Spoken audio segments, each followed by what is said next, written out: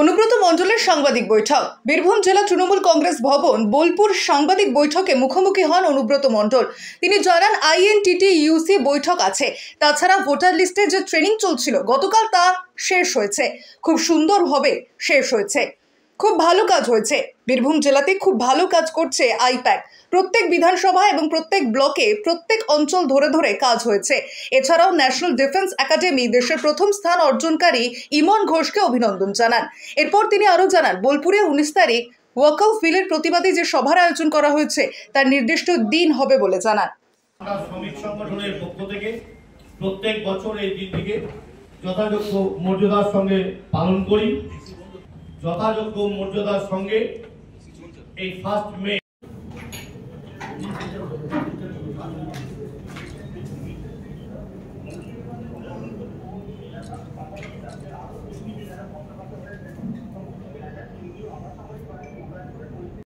উপরে আর আমাদের এখানে যে প্রেসটা হয়েছে, আমাদের বিয়ালরও বসে রয়েছে। আমাদের জেলার এক নম্বর বিয়ালর সে হচ্ছে দীপক রায়, তিনি আছেন। আর সুন্দরভাবে ট্রেনিং হয়ে গেছে, আমাদের বুথে বুথে ট্রেনিং হয়ে গেছে এবং সুন্দর কাজ করেছে আইপ্যাক, এটা অস্বীকার করা যাবে না। সুন্দরভাবে ওরা ট্রেনিং দিয়েছে। আমি বুথের প্রত্যেকটি মানুষকে বলবো, আপনারা ভোটার লিস্ট সংশোধনের যা কাজ হয়েছে আর নতুন করে ভোটার আবার আরম্ভ হচ্ছে, সচেতন থাকুন, ভোটের দিকে নজর দেন। এবং বিয়ালর দীপক রায়কে বলবো, তুমি সবসময় ডিএম অফিসে যোগাযোগ রাখবে, বোলপুর এসডি অফিসে যোগাযোগ রাখবে, সিউড়ি এসডি অফিসে যোগাযোগ রাখবে, রামপুরহাট এসডিপি অফিসে যোগাযোগ রাখবে। এটা ওর কাজ।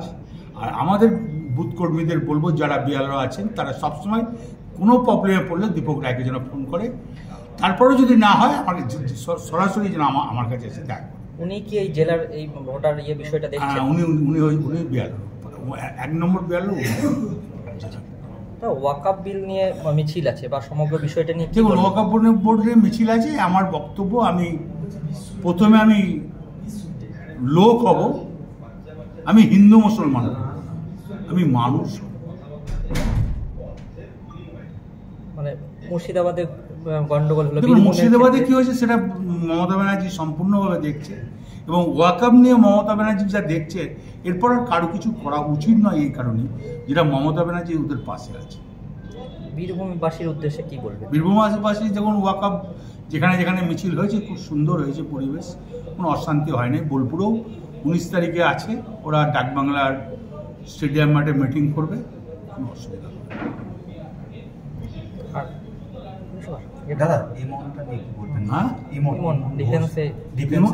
ইমন ডিফেন্সে ও আজকে ইন্ডিয়ার ফার্স্ট হয়েছে।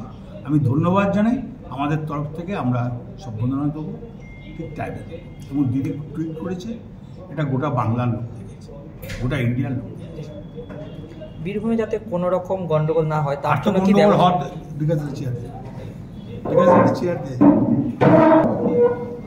হওয়ার তো কারণ নাই। আমি তো প্রথমেই একটা কথা বলবো, আমরা হিন্দু মুসলমান করব না, আমরা মানুষ। মানে প্রতিবাদ হবে যাতে অশান্তি না। না, প্রতিবাদ ওরা করতেই পারে। ওয়াকআপ নিয়ে তো প্রতিবাদ প্রথম মমতা ব্যানার্জি করছে।